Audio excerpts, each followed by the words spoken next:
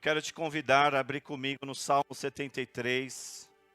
E eu entendo que o Espírito Santo está soprando sobre a sua casa, sobre a sua igreja, querendo restaurar corações, restaurando vidas, restaurando famílias. E eu entendo que essa noite não será diferente, amém?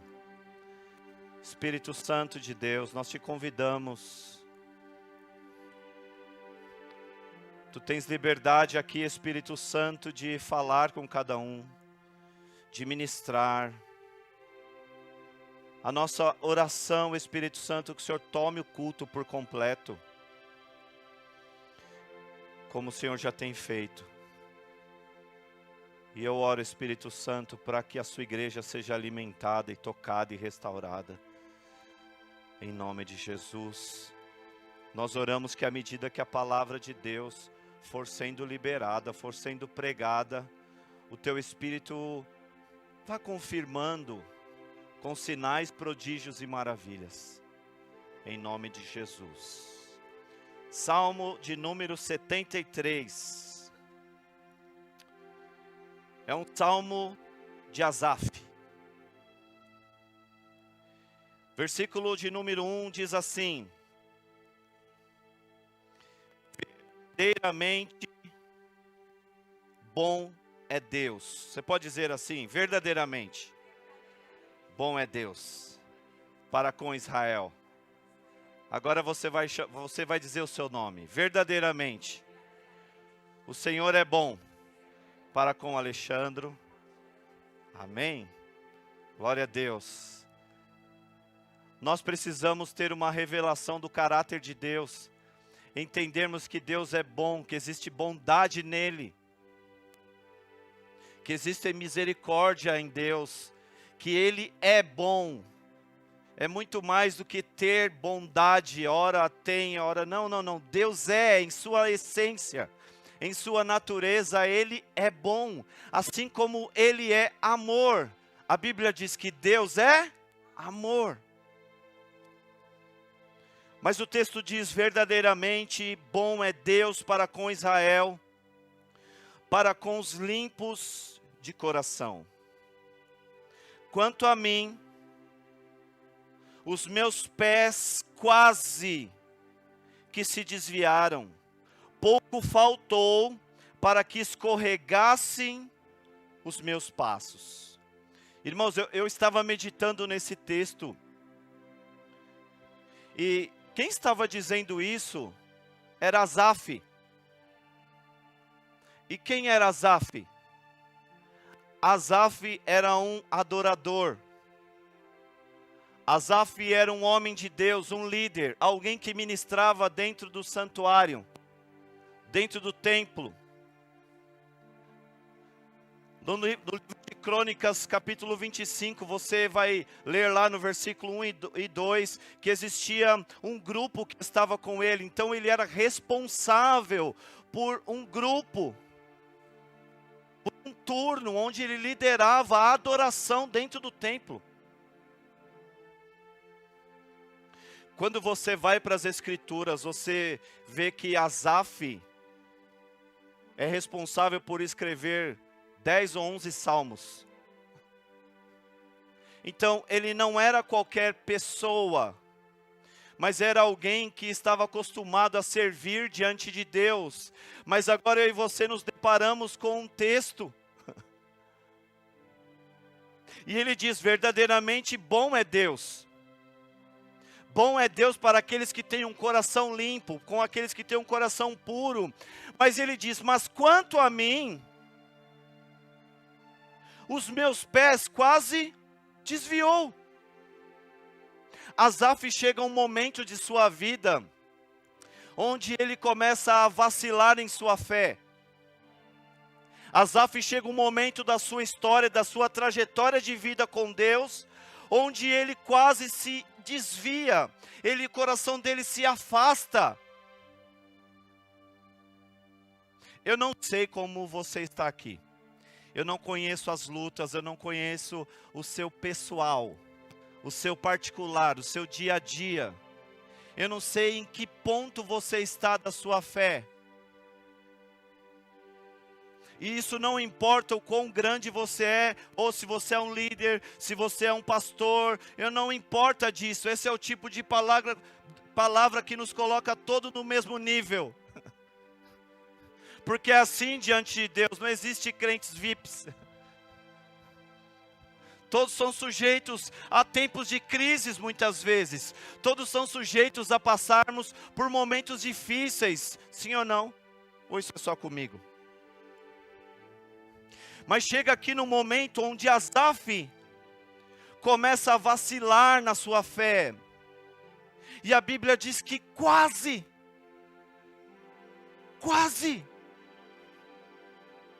por pouquinho, eu não me afasto, eu não saio da presença. Você já teve um momento em sua vida onde você fala assim, meu, você quer saber de uma coisa? Eu vou chutar tudo. Eu quero dizer que então essa palavra é para você hoje. Porque existe algo aqui precioso, mas eu quero continuar falando algo, porque a Bíblia diz que ele é depressivo. Nós vamos entender. Começa a chegar um ponto na vida de Asaf que ele começa a esmurecer, desanimar, começa a perder o ânimo, o desejo. E quando você vai no versículo 3, começa a descrever o motivo que fez Asaf perder o alvo, perder o foco.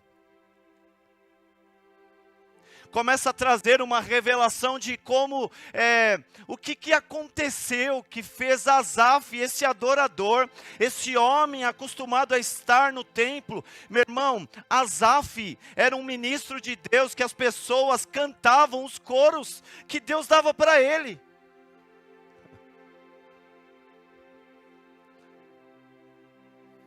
Mas você vê aqui no versículo 3, diz que começa a trazer aqui um entendimento maior do motivo que levou Asaf a chegar nesse ponto.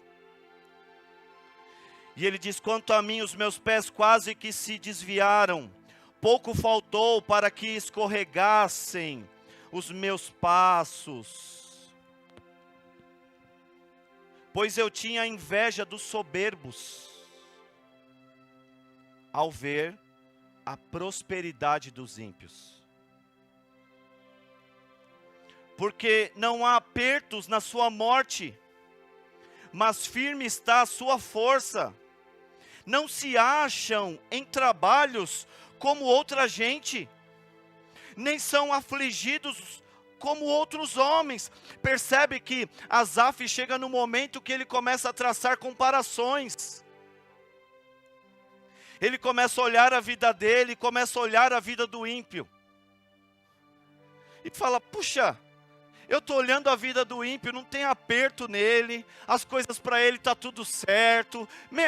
Ele está andando de qualquer jeito, olha a morte deles, eles não estão submetidos a coisas pesadas, a lutas, a batalhas.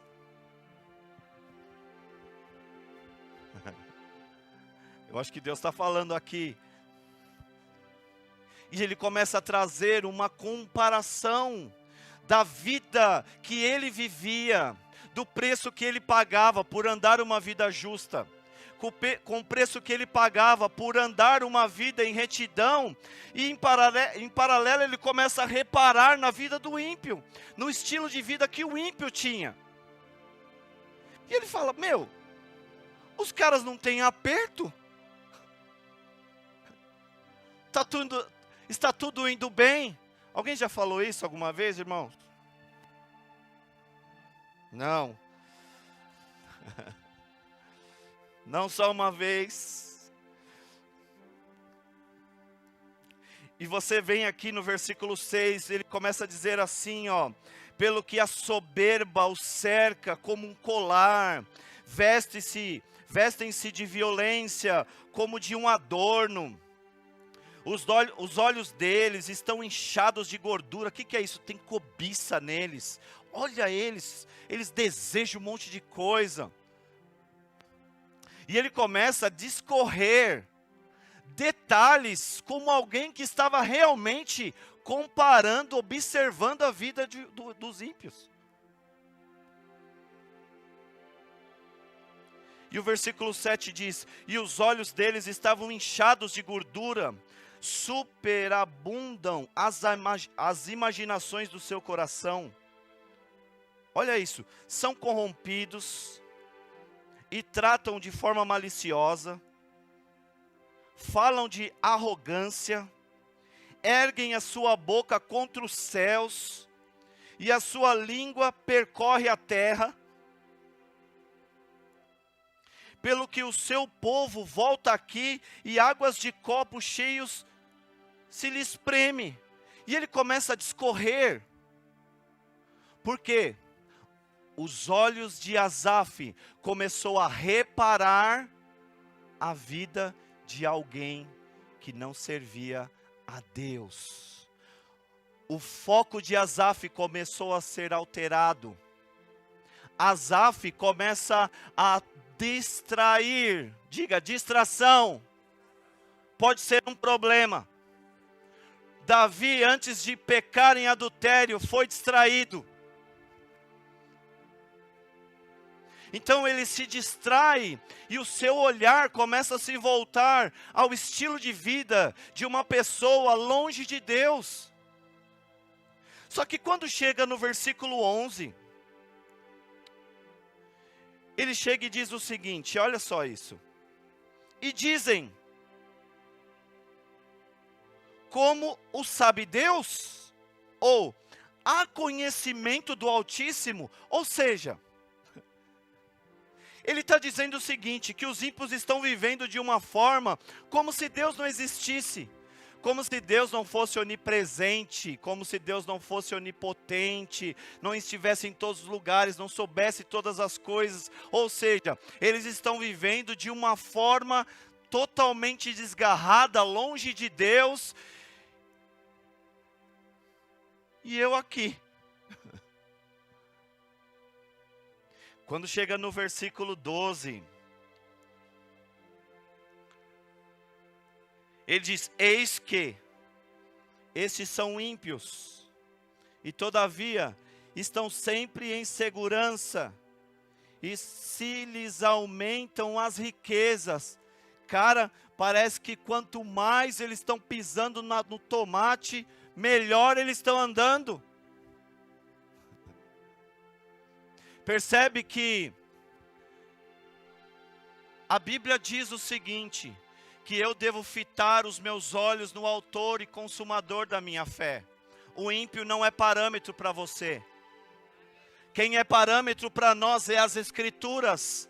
O parâmetro para a sua vida é Jesus. O parâmetro para nossas vidas é a palavra de Deus, é o que está escrito.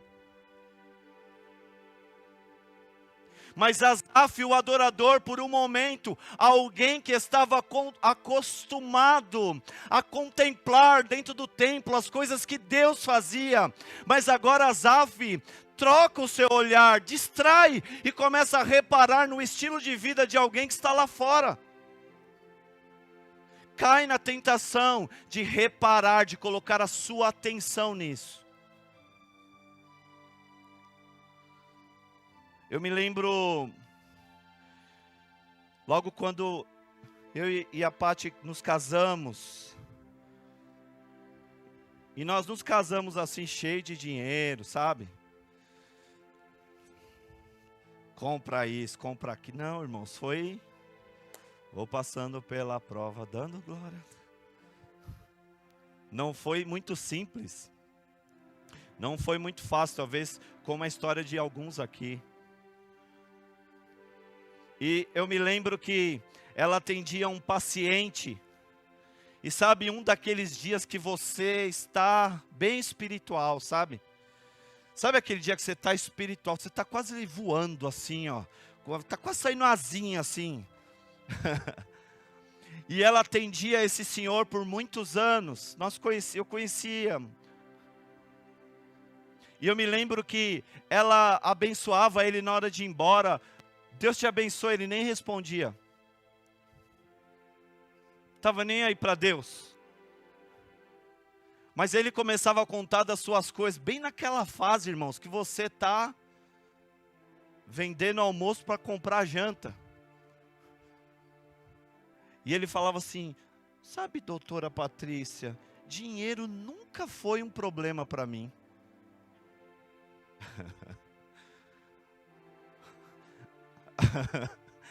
E aí nós ficávamos ali depois conversando. Eu falei, Patrícia, você parou para imaginar o que é o dinheiro nunca ser um problema para alguém? E nós ficávamos ali, né, e em contraste, nós ali servindo a Deus, buscando Deus, né, puxa, buscando fazer o certo, cumprindo a palavra, cumprindo tudo, e passando os apertos. Não éramos nem para fazermos esse tipo de comparação, isso significava que nós estávamos confiando no que Ele tinha, não no que a palavra de Deus poderia nos dar, nos proporcionar. E quando nós olhamos aqui, Asaf chega num ponto de sua vida que ele começa a chegar nesse tipo de comparação, e aquilo vai se intensificando. Quando chegamos aqui no versículo 13 ao 16, olha isso. Na verdade, ele começa agora a questionar o seu modo de viver. Ele diz assim, ó, na verdade que em vão tenho purificado o meu coração e lavado as minhas mãos na inocência, pois todo dia tenho sido afligido, tenho sido castigado. Vou contextualizar aqui, eu não vou na igreja mais nada, eu quero saber de 7 semanas, eu quero saber de culto de revelação, eu não vou nada, eu não quero saber de nada. Não vou nem ligar no YouTube, não quero mais. Em vão está sendo eu buscar, estou indo lá tudo bonitinho, sabe, pastor? Todo domingo, irmãos, eu não mudo nem a minha cadeira. Eu fico até na mesma cadeira. Viu como eu sou fiel? Mas parece que tudo isso não está valendo nada. Asaf chega nesse ponto.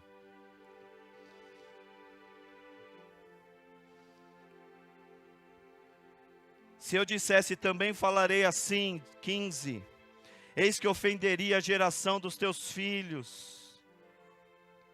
Quando pensava em compreender isso, fiquei sobremodo perturbado. Não tente entender a sua vida na proposta de alguém, principalmente o ímpio. Tente entender a sua vida a respeito do que Jesus realizou na cruz do Calvário por você. Você tem que olhar a sua vida a partir de uma ótica da salvação, de um resgate de um Deus de amor, de um resgate de um Deus soberano, poderoso, que pode pegar alguém que não é nada, que não podia nada, e transformar no salvo, lavado, remido no sangue de Jesus. E Ele pega você e começa a transformar, te dá um novo nascimento. O olhar que você tem que ter é para Ele. Olhai para o alto. Pode olhar assim por um instante, olhe. Aleluia. Deus quer treinar o seu olhar nesta noite, aleluia.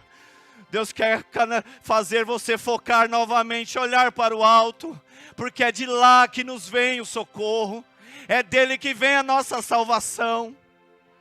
Aleluia, aleluia.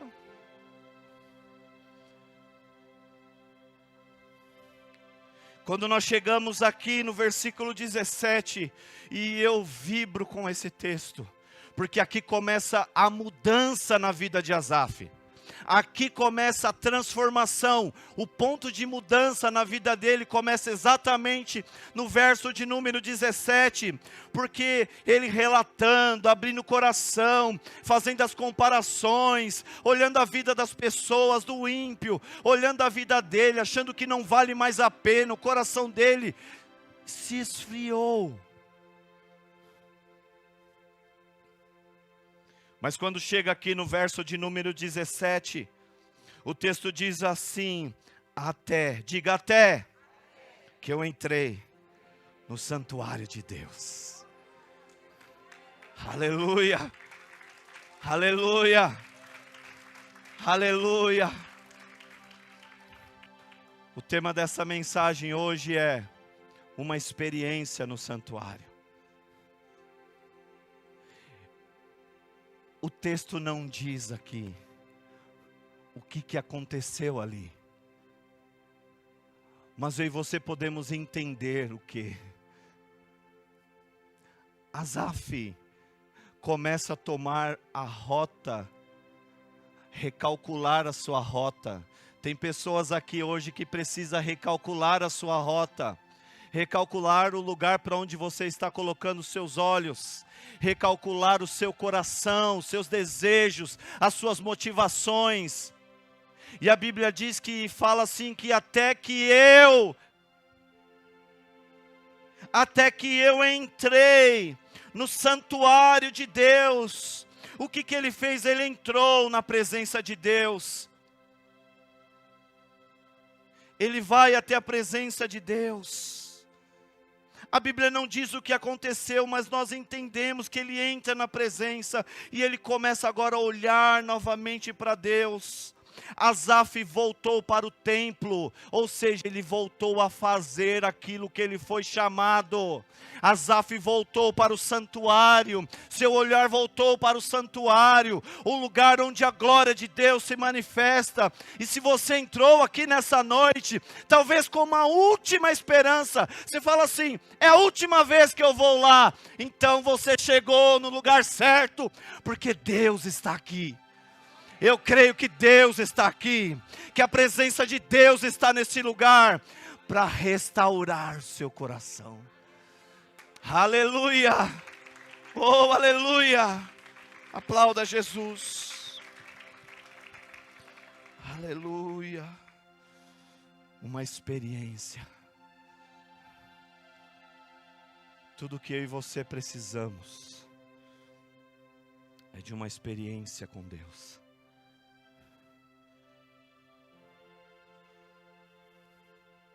Homens de Deus tiveram suas vidas transformadas quando tiveram uma experiência com Deus. Ezequiel estava às margens do rio Quebar. A Bíblia diz: quando de repente o céu se abriu e eu tive visões de Deus. Isaías, a Bíblia diz que ele teve uma visão. Ele contempla num alto e sublime trono. Sabe, nós precisamos, igreja, voltar a nos reunirmos como igreja, tendo a expectativa de que Deus se move na casa, de que Deus está. Jesus disse, foi Jesus que disse: quando 2 ou 3 estiverem reunidos em meu nome, ali eu estarei. Orialabaxê carabás. Aleluia. Então quando você entrar no templo e já enxergar 2, se fala: ele veio. Oh glória! Uhul! Ele veio, Jesus está aqui. Eu estou mexendo no púlpito aqui, que ele está balançando, então eu tenho que ter cuidado. Deixa eu te falar uma coisa, faz assim, ó. Alê, fala o quê? Fala o quê, Alê? Não teve nenhum lugar onde Jesus passou que algo não aconteceu. Por isso é a sua noite hoje. Por isso é a noite, é a sua noite. Bata assim e fala: hoje é a minha noite. Deus me encontrou na casa. Aleluia. Aleluia. Glória a Deus. Aleluia. A Bíblia diz no livro das Revelações, no livro de Apocalipse, que Ele é aquele que anda no meio da igreja. Ele não mudou, igreja. Nós precisamos subir nessa dimensão, nessa expectativa no Espírito, nas nossas reuniões, buscar, clamar, com essa fome, com essa expectativa. Mas Ale, hoje eu estou como Asaf. Que bom que você está aqui. Que bom que você veio no lugar certo. Porque Ele está aqui para pegar você e curar você, restaurar a sua comunhão, restaurar o seu coração, restaurar o seu ministério, restaurar a sua família, restaurar a sua fé, restaurar a sua fé, restaurar a sua intimidade com Ele. Chega de olhar para anos atrás da sua vida e dizer: uxa, eu lembro como eu era fervoroso, olha como eu era, quem eu era, olha, eu lembro como eu cantava, eu lembro quanto eu tocava. Meu irmão, passou. Porque a Bíblia diz que a glória da segunda casa é maior que a primeira. Que sobre a sua vida venha essa glória da segunda casa. Por isso você que está aqui conosco, não sei quais são os motivos, mas em amor eu quero te fazer um convite. Peço licença para esses que estão aqui, ao vivo, aqui conosco, presencialmente. Mas eu quero falar com você que está nos assistindo aí. Venha para cá. Existe uma atmosfera, uma unção neste lugar. Nós estamos aqui reunidos, Jesus está neste lugar para manifestar. Os dons estão aqui, as evidências estão neste lugar. Deus quer usar você, tocar você, restaurar sua casa. Vem, em nome de Jesus. Como é bom estar congregado. Domingo passado eu vim para a igreja querendo respostas, sabe, querendo direções, querendo ouvir a voz de Deus. E eu estava ali quietinho, perguntando, sabe. Mas quando eu entrei na casa do Senhor, eu disse: Senhor, eu estou na tua casa. Fala comigo. Igreja, nós precisamos voltar a clamar por isso.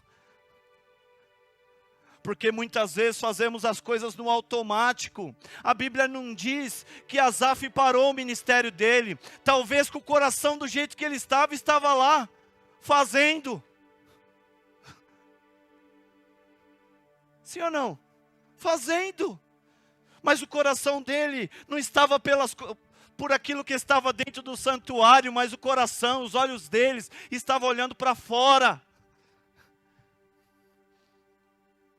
Mas quando nós olhamos aqui, no versículo de número 21, diz assim: assim, olha só, o meu coração se azedou, e sinto picadas nos meus rins, assim se embruteci, e nada sabia, era como um animal perante ti. Meu irmão do céu, o cara virou o Shrek. É daí que vem: eu estou azedo hoje. Porque a Bíblia diz que o coração dele azedou. Acho que é daqui que saiu isso. Assim o meu coração azedou. Olha o 23. Aleluia. Todavia, diga todavia. Estou de contínuo contigo. Tu me seguraste pela mão direita. Percebe aqui que após ele ter uma experiência com Deus, uma experiência no santuário, ele começa a mudar o foco, ele começa a enxergar diferente. Asaf começa a ter agora, voltar aquilo que ele era, trazer o seu juízo, trazer a essência de quem ele era, de filho, de adorador, de um homem de Deus, de uma mulher de Deus. Ele começa a tomar o retorno, e ele vem e fala assim: todavia eu estou de contínuo, contigo. Tu me seguras, diga assim, ó, tu me seguras pela mão direita. Eu fiquei pensando sobre por que ele cita, né, que Deus o pega pela mão direita. Ele não poderia simplesmente dizer assim: ele pegou na minha mão.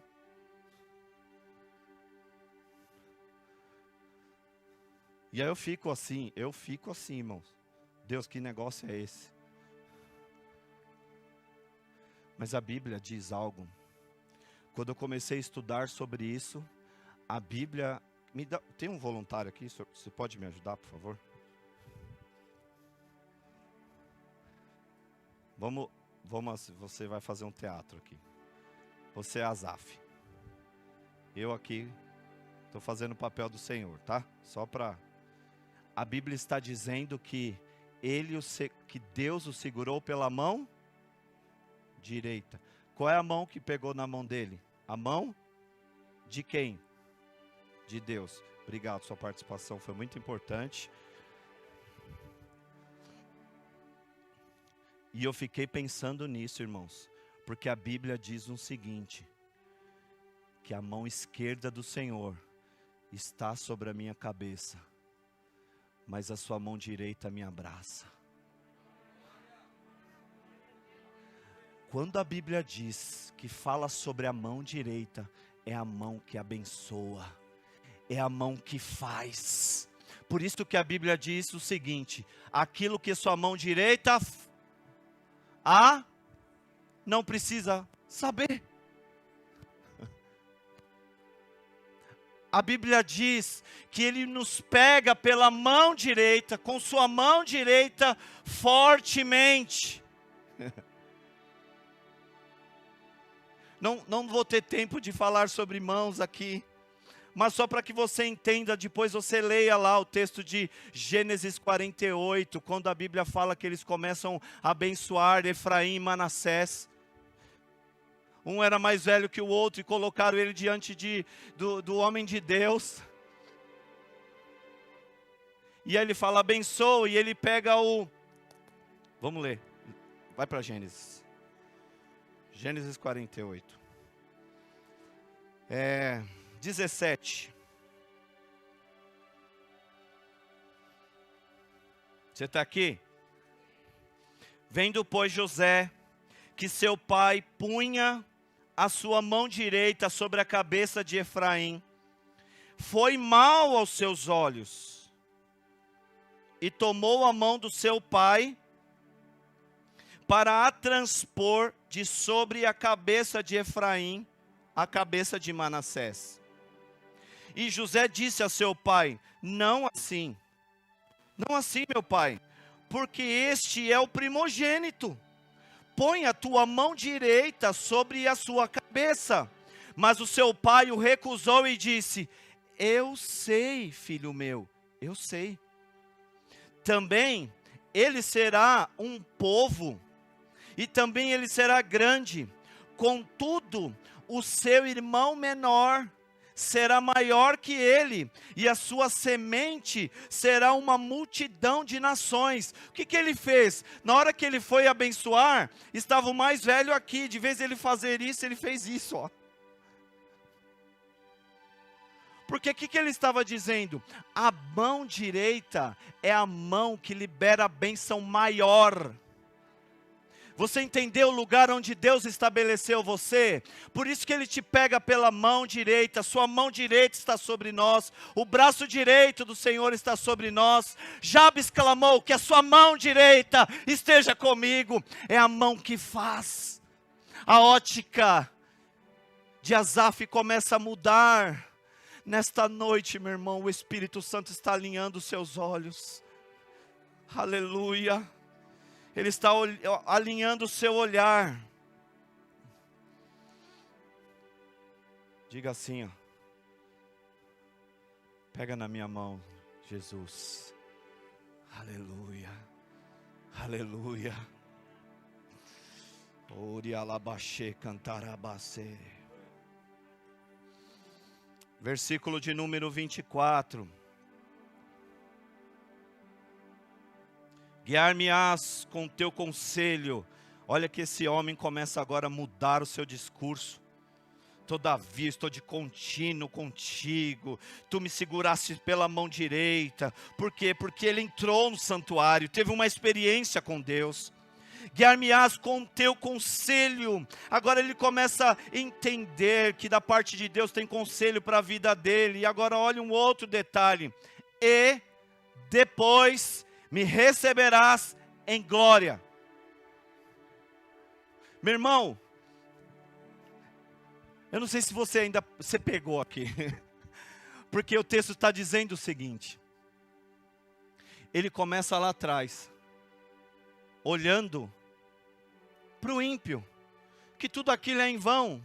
Mas o texto diz, no versículo 17, que ele ao entrar no santuário, ele tem uma experiência com Deus, e ali a Bíblia diz, pode pôr aqui, então eu entendi o que? O fim deles, o fim de quem? Dos ímpios. Mas agora ele se depara com uma verdade, guiar-me-ás com teu conselho, e depois me receberás em glória. Ele não só teve uma visão em Deus, de qual o destino daqueles que não querem saber de Deus, mas ele também teve agora uma visão daqueles que estão servindo ao Senhor, amando ao Senhor, aleluia. A Bíblia diz que ao que perseverar até o fim, receberás a coroa da glória, aleluia, aleluia. Oh, meu irmão, deixa eu te falar, igreja, haverá um dia onde todos nós estaremos diante dele, e ele dirá: vinde a mim, benditos do meu Pai, para a glória eterna, para o gozo eterno. Oh, aleluia! Está aqui a sua coroa, valeu a pena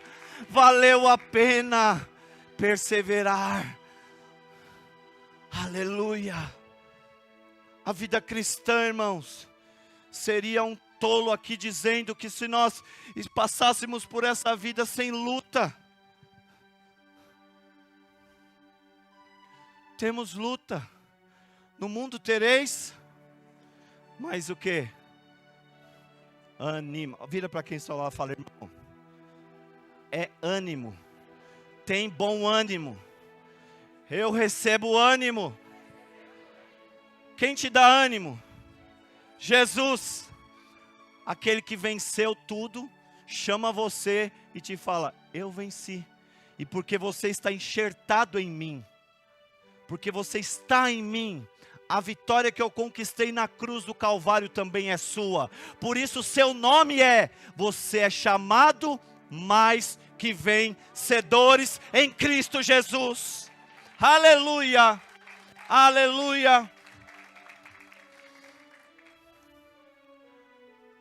Deixa eu fazer a segunda parte da ilustração da história do homem que virou um dia para pastor e disse assim: doutora, eu não sei o que é problema. Passou muitos anos, irmãos.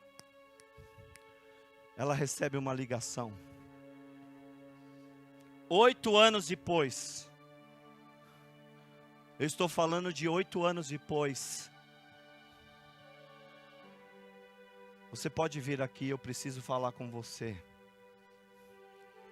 E aquele homem estava muito enfermo, com tudo aquilo que ele tinha, com todas as posses, muitos bens, deixou os filhos abastados. Não há problema em ser rico, amém, irmãos? Se você acha que é problema, pode fazer um pix. Mas chega num ponto que ele a chama, diz: doutora, você pode vir aqui? E ela chegando lá, ele disse assim: eu preciso de você como médica, mas eu também preciso de você espiritualmente.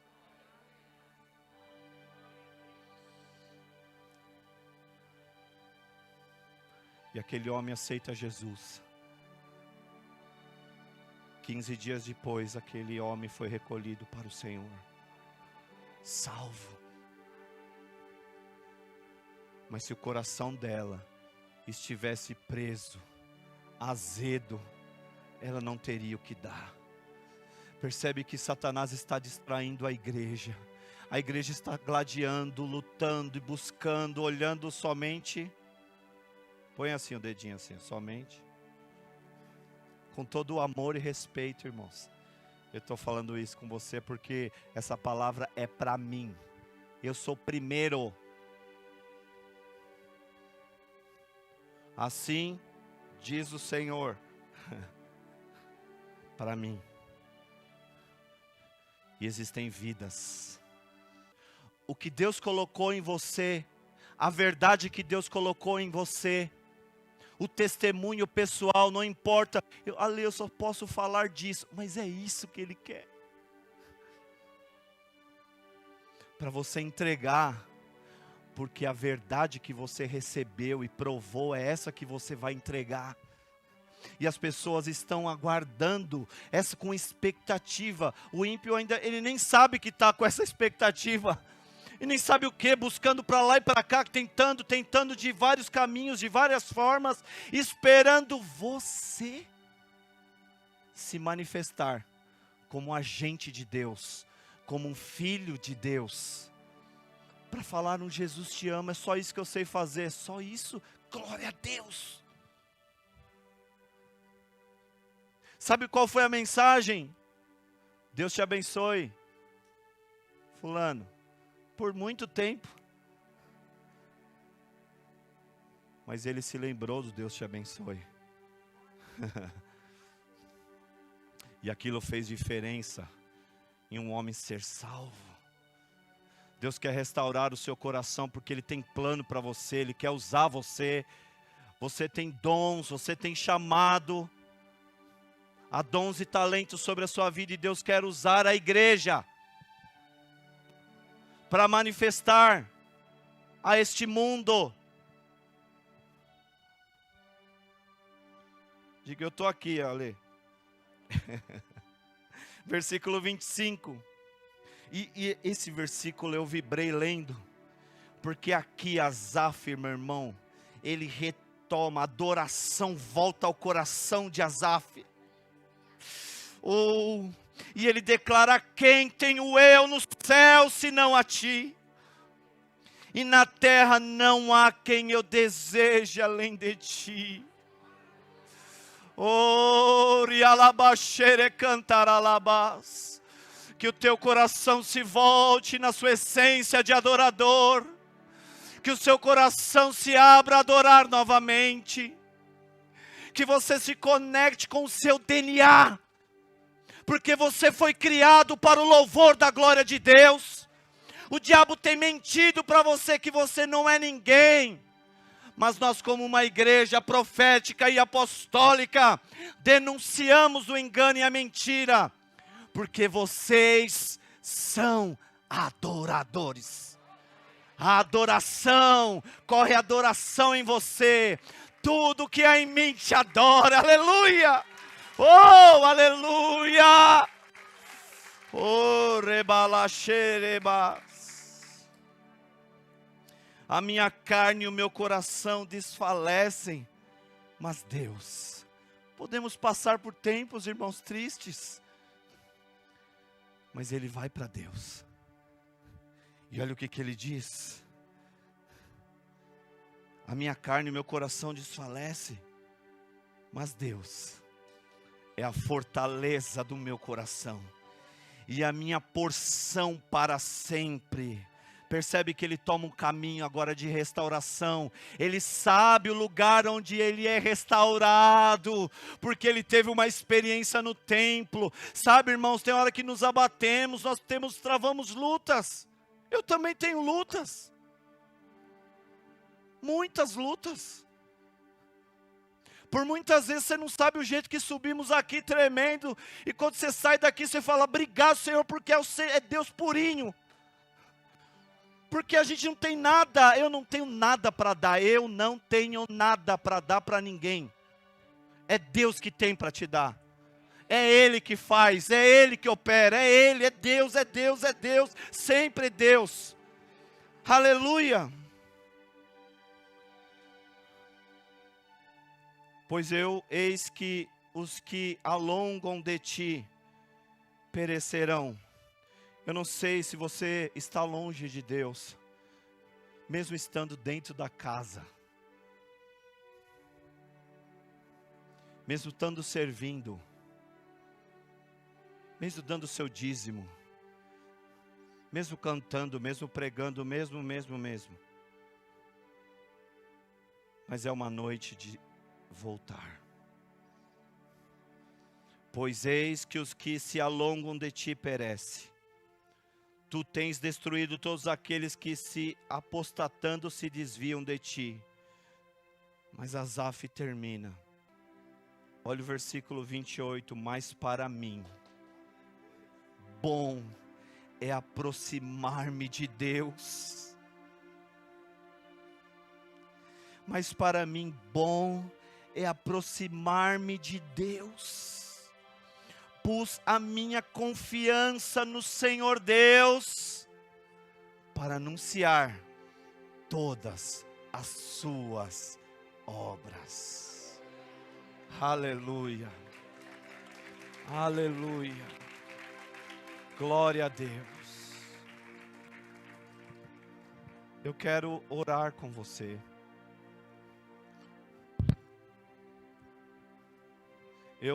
Como eu disse, eu não sei como você está. E eu sei que o Espírito Santo falou com alguns aqui. E você, Deus quer você. E Asaf termina o texto de uma forma magnífica. Mas para mim, bom é aproximar-me de Deus. Sabe, se existe um clamor do Espírito, nesses dias é um clamor, chamando a sua noiva, a aproximar-se do noivo. Vem, vem, vem. Ale, o que eu tenho que fazer? Vem para Deus. Cara, eu estou arrebentado, vem para Deus. Meu coração não está legal, vem para Deus. Minha família está quase acabando, vem para Deus. Vem para Deus.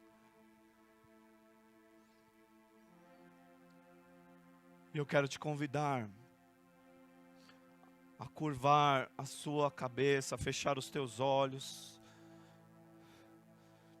Espírito Santo. Aleluia. Aleluia. Você pode dizer aleluia. Você pode dizer verdadeiramente. Deus é bom. Oh, aleluia. Você pode crer na bondade de Deus para a tua vida. Aleluia. Deus é bom. Aleluia. Você pode se alegrar com essa verdade. Gostoso, não é? Você não tem vontade de subir lá e dar um cheiro nele? Oh, aleluia. Jesus é cheiroso, irmão. Oh, glória. Oh, glória. Seja apaixonado pelo cheiroso que é Jesus. Oh, glória. Estou tão feliz com Jesus. Glória a Deus por isso. Amém. Pai, nós queremos apresentar aqui as nossas ofertas, dízimos, sementes, propósitos. Colocamos tudo diante do teu altar. Te entregamos ao Senhor toda a honra e glória.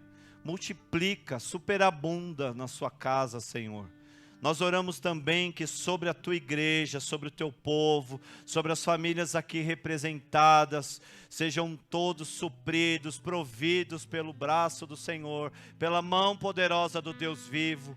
Abre os caminhos, traz a provisão, traz a providência, Senhor, que cada um precisa, traz as respostas, em nome de Jesus. Caminhos sejam desembaraçados, em nome de Jesus. A porta que precisa abrir, seja aberta, a que precisa fechar, se feche, em nome de Jesus. Em nome de Jesus. Mas você pode dizer assim, mas para mim, bom, é muito bom aproximar-me de Deus. Eu ponho a minha confiança no Senhor Deus para anunciar todas as suas obras. Eu te abençoo em nome de Jesus. Abençoamos quem está conosco conectado. Bênçãos sobre ti. Glória e honra ao nome do Senhor. Aplauda aquele que reina e vive para sempre. Aleluia.